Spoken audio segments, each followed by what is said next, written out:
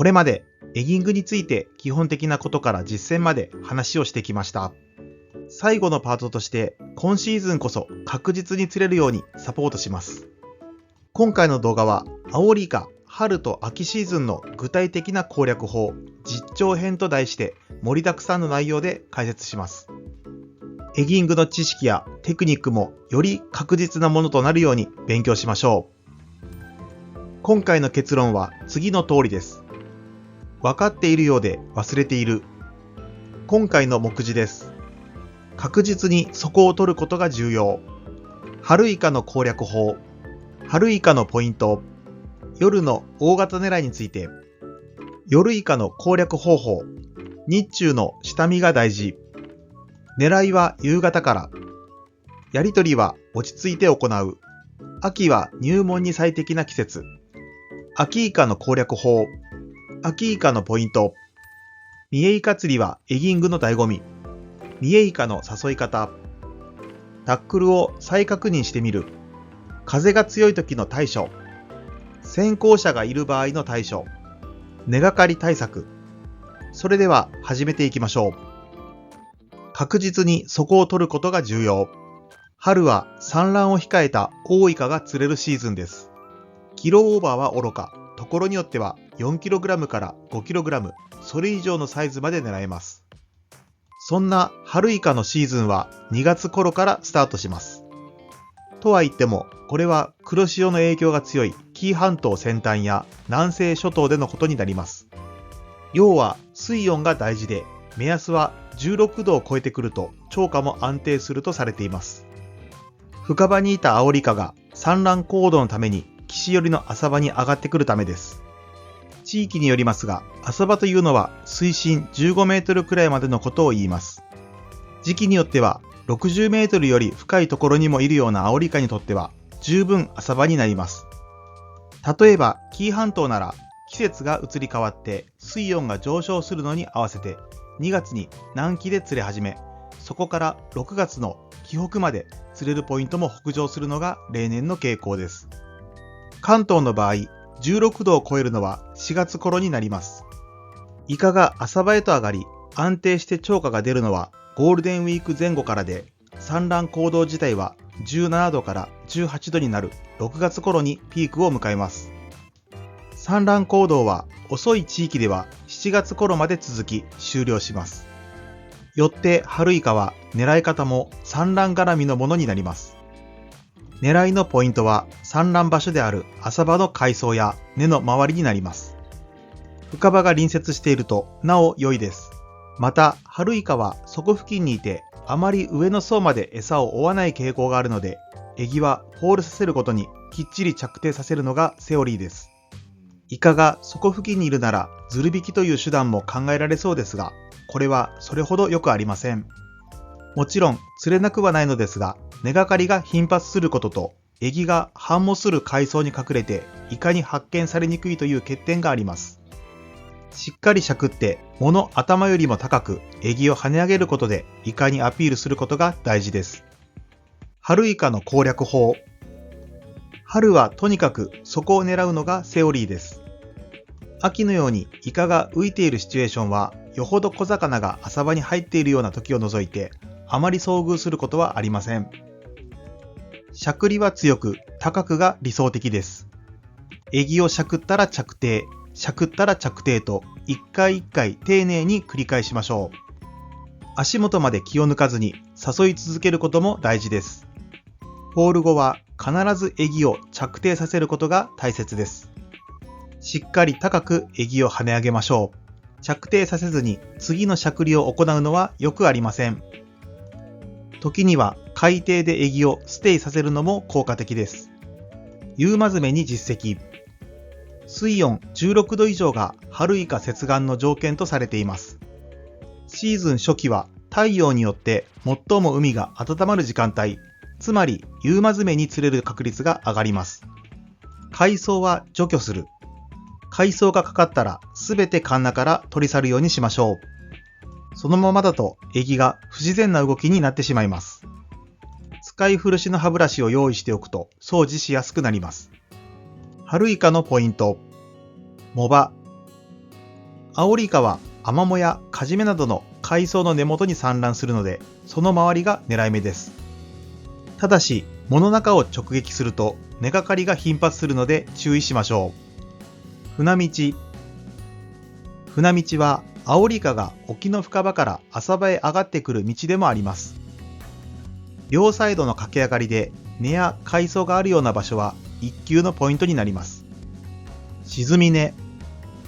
海藻が生えやすい場所である根は手前側ギリギリと両サイドを探るのが理想です。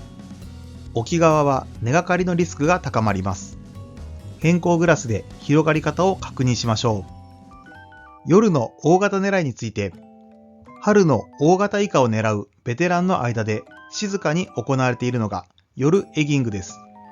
もともとエギングがブームになる前までは、エギを使った岸釣りのアオリイカ釣りは冬の夜が主体でした。ただ、この当時とは狙う時期も釣り方も変わってきました。そもそもなぜ春のイカは夜に釣れやすいのでしょうか。春のイカは水温約16度以上を目安に産卵のために接岸してきます。この時期は日中には主に産卵行動を行うため、エギに反応してくれることがあっても、それは外敵を排除するという意味合いが強くなります。実際、触腕でエギを弾き飛ばすような反応をし、その際にかかるようなケースが多いようです。しかし夜になると接地意識が高まり、エギを獲物としてしっかり認識し、捕まえて食べようとするといいます。つまり活性は夜の方が高いということです。釣り方は日中とそれほど変わりません。しっかりそこまでエギを届かせることも同じく大切になります。夜の釣りは道糸が見えにくいという難しさがありますが、産卵のためにアオリイカが活発に行動するのは満月回りです。月明かりで海面に浮く道糸が見えるはずなので、それを手がかりにエギの着底を判別しましょう。夜だからといって着底確認をおろそかにするとヒット率は格段に下がってしまいます。夜の釣りではそこにエギをしばらく留め置くステイというテクニックも非常に効果的になります。エギをしゃくって着底した後に5秒ほどエギを動かさずに置いておく方法です。1分くらい放置する人もいると言います。そこにつく前にしゃくりを開始するくらいなら、ステイを入れるつもりで確実にそこについたことを確認した後、しゃくりを始める方がいいでしょう。なお、夜の釣りでは磯はもちろん堤防でも危険が伴います。ライトと安全装備は万全にして大型織に臨みましょう。夜イカの攻略方法。大型狙いなら夜。春の大イカは小魚やエビが活発に動き出す夕間詰め以降に接地します。最も活性の上がる試合は潮止まり直前や潮が動き出すタイミングでやってきます。その場合、小魚の引き波など何らかの兆候が確認できることが多いです。実績のある場所を。実績のある場所には地形が大きく変わらない限り毎年イカが入ってきます。ポイント選びで迷ったら率直に釣り場ガイド本や雑誌に掲載されている有名ポイントに入るのがいいでしょう。釣れた場所は立ち位置や投げた方向も覚えておきましょう。日中の下見が大事。夜は初めての場所に入っても足場の状態や水深、根の場所、潮の流れ方などがわからないし、何より危険です。昼間に必ず下見をしておきましょう。小魚の姿が確認できればチャンスはさらに広がります。狙いは夕方から。シーズン初期は水温が十分温まる夕間詰めから夜にかけてがいいです。季節が進んで水温が上昇してくれば朝間詰めにかけても狙い目になります。月が出ている方が釣りがしやすく、イカの活性も高くなります。やり取りは落ち着いて行う。大型イカはストロークの長い引きをしますが、動きは直線的です。根に巻かれる心配はないので、糸の張りを緩めずファイトすれば大丈夫です。2kg を超えるサイズでもリーダーは 2.5 号もあれば十分取れます。秋は入門に最適な季節。秋は活発に餌を食べるアグレッシブな小イカが増えるシーズンです。秋晴れの海に向かってエギを投げ、ゆっくり巻いてくるだけでも群れをなしてエギについてくる姿を目にすることができます。秋のアオリイカは北海道や関東より北の太平洋岸を除けば日本各地どこの海にでもいます。ポイントは数多くあり、堤防のポイントでも春とは違って港内にもたくさん入ってくるので釣りやすくなります。ただしサイズは 100g 足らずから最大でも 1kg 程度と小型が中心になります。狙うのは駆け上がりや根、石積み、潮目がおすすめです。港内ならば罫線や水中に伸びる罫線ロープに引っ掛けないように注意しましょう。護岸際、スロープなど思わぬところにいる場合もあります。釣り方はエギングの基本に忠実に狙ってみましょう。狙う場所のやや沖に投げ、エギを底まで沈めてからしゃくり上げます。エギの周囲を注意深く見てイカの姿を探しつつ、これを繰り返しイカを寄せていきます。この探りの段階でエギに乗ることももちろんあります。イカがエギに興味を示してついてきたのが見えたら、反応を伺いながらエギを操作して食いつかせましょう。これがいわゆる秋イカのサイトフィッシングです。偏光グラスを装着しておけば海の中がよく見え、イカの反応もわかりやすくなります。釣りやすいのと同時に楽しさもアップします。このサイトフィッシングは気候が穏やかな9月から10月だと釣りやすいですが、11月も半ばを過ぎると西高東低の冬型の気圧配置になって北の風が強くなり、水面がさざ波立つ日が増え、水中の様子も分かりにくくなって成立しづらくなります。秋は春同様に夕間詰めから夜にかけても抜群に釣れる時期ですが、秋にアオリイカを狙うならば多くの釣り人を虜にする日中のサイトフィッシングを一度は試してみましょう。秋イカの攻略法。アオリイカの反応を見ながら次の攻めを繰り出すのが秋の釣りの楽しさですが、釣り人とイカの距離はできるだけ離れている方がいいです。イカが見えるか見えないかくらいの距離の方が、イカからも警戒心を抱かれず釣りやすくなります。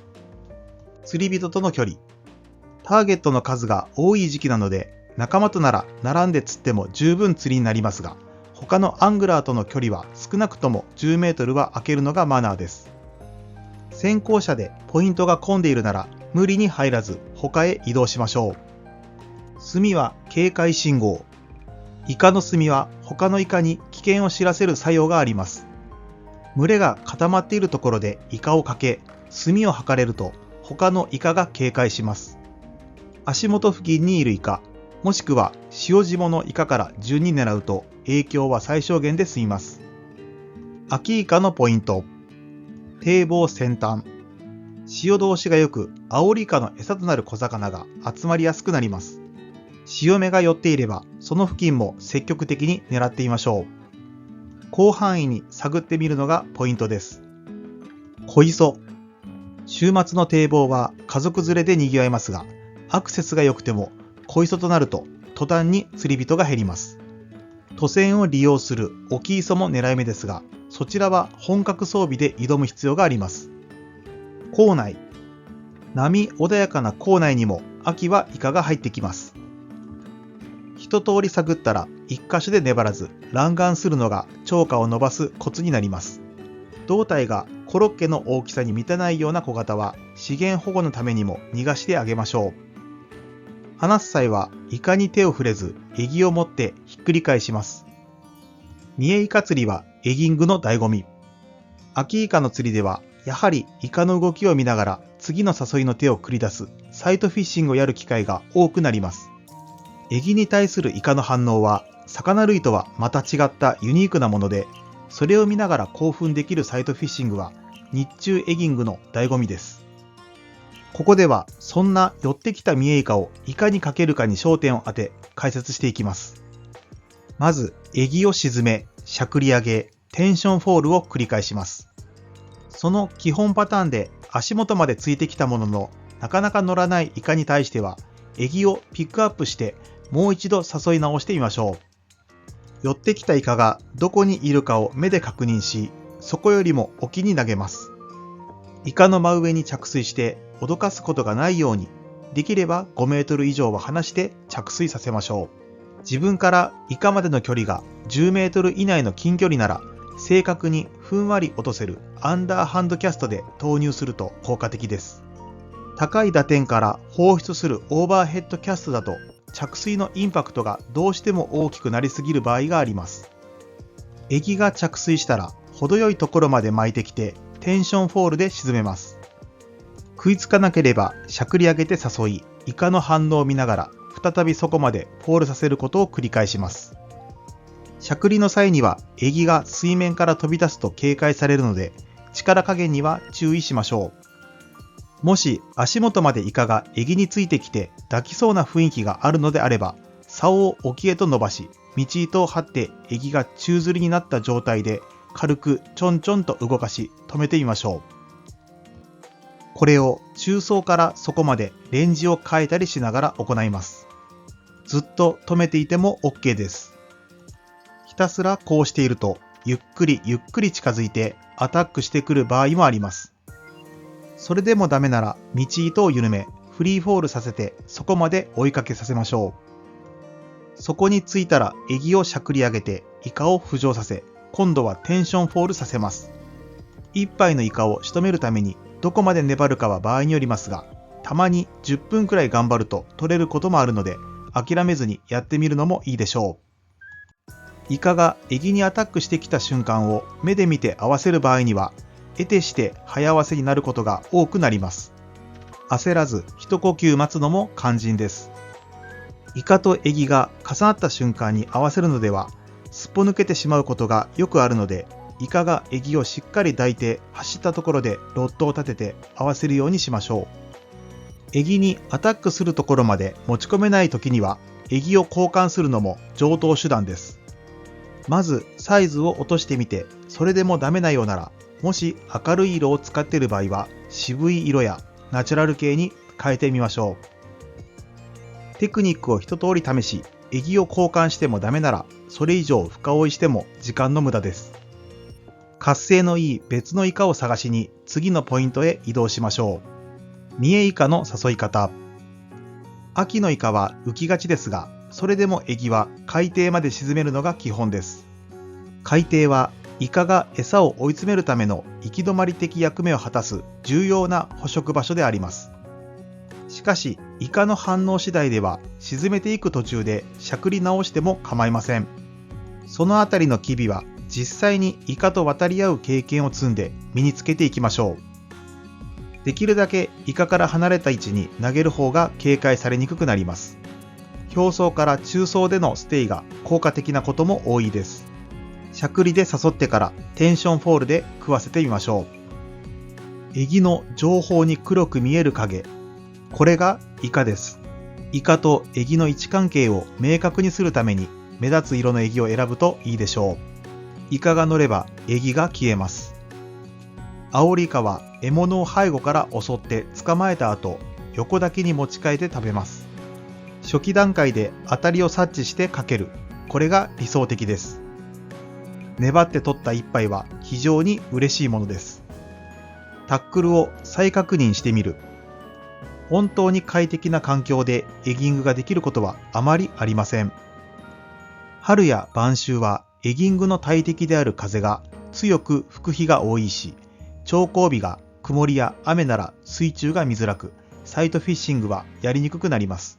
しかし、そういう様々な自然条件を知恵と技と経験で克服するのが釣りの面白さなのです。そしてこれらの様々なハードルは実は道具立てでクリアできるものがほとんどです。テクニックは一朝一夕では磨けないエギングが道具を変えたその日から一定の効果を発揮してくれます。中でもエギングをやるならこれだけは必須というのが道糸に使う PE ラインです。深度が少ないのでしゃくりの動きがダイレクトにエギに伝わり、感度が良くなります。比重が軽く、素材特性としては風に弱いものの高強度なので細い号数が使え、結果的に風や流れの影響を受けにくくなります。号数は 0.6 号から 0.8 号の細めのものが使いやすいです。根がかりした時に切れやすいのではと思われるかもしれませんが、確かに根がかりして引っ張る時には太い糸の方が回収率は高いですが、細い糸は潮や風に影響されづらく、そもそも根がかり前に察知しやすくなります。また、イカを発見したりトラブルを回避するためには偏光グラスも欠かせません。根やロープが見えることでより攻撃的に攻められ、根がかりも減ります。また、紫外線から目を保護するという役目もあります。自分が行く場所や狙い方に合わせた最適な道具のセッティングができれば、エギング名人に一歩近づいたと言えるでしょう。風が強い時の対処。ラインを極細にする。道糸は PE がエギングでは常識です。できるだけ細いものの方が風や潮の影響を受けにくくなります。強度を考え合わせ、太さは 0.6 号から 0.8 号が使いやすいです。ラインを水につける。は比重が軽い糸なので、投げっぱなしだと空中でふわふわと浮き、風に流されます。投げたらフェザーリングで糸ふけを取り、すぐ水面へと落としましょう。エギを重くする。横風で流されるような場合、エギのサイズを変えたくないときなら、ディープタイプに交換しましょう。重さが増すと踏ん張りが効き、流されづらくなります。先行者がいる場合の対処。墨跡。他のポイントを探して移動する際は、堤防に残る新しい墨跡を探しましょう。とはいえ、墨跡を残すのは褒められた行為ではありません。洗い流すのがマナーです。エギの色。先行者と違うエギのカラーからスタートしてみましょう。大抵の人は派手な色から始めるので、いかにフレッシュな刺激を与えるため、あえて地味な色を選んでみましょう。置き磯。最近人気なのが置き磯です。船宿が一つの磯に乗せる人数を考慮してくれるので、混雑せず快適に楽しめます。釣れないようなら磯替えもしてくれます。根がかり対策。イカとの当たりの見分け方。ラインの先に重さを感じたときは、まず竿先をゆっくりと動かして引いてみましょう。イカならぐっと持っていくので、すかさず合わせを入れましょう。エギをぐらつかせて外す。岩だと隙間にがっちりと挟まってしまいます。道糸をテンションかけすぎずに張り、竿先をポンポンと弾くような感じでエギをぐらつかせて外してやりましょう。じわじわと引っ張って外す。竿と糸を一直線にし、リールのスプールを押さえてじわじわと後ずさりして引きましょう。海藻ならば避けたり、カンナが伸びて回収できることも多いです。今回の授業は以上となります。最後までご視聴ありがとうございました。高評価やチャンネル登録をしていただけるととても嬉しいです。また次回の動画でお会いしましょう。